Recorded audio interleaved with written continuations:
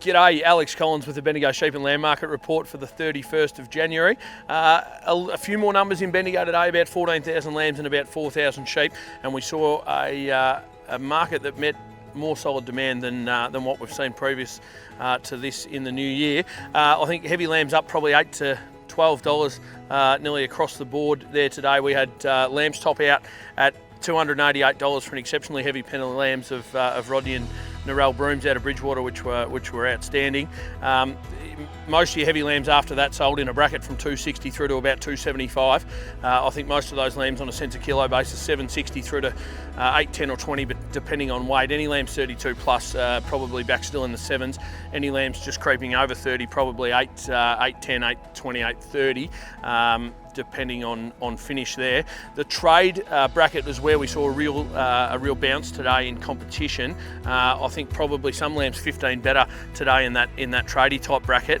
As I said, more competition in that.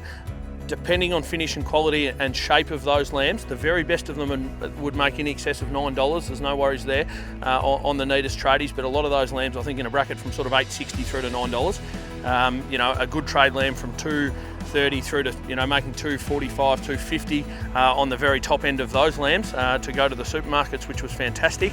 Not a lot of restocking lambs there to quote. Really wasn't any store lambs much, and very small number of Merino lambs to quote. The best of them made up to about $192, but not a lot of weight there.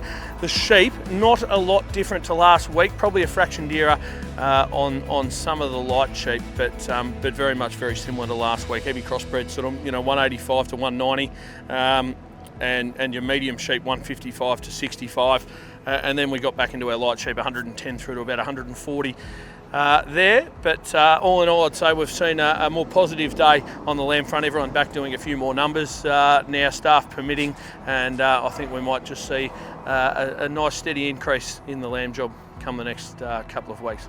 Until then, we'll catch up with you next week.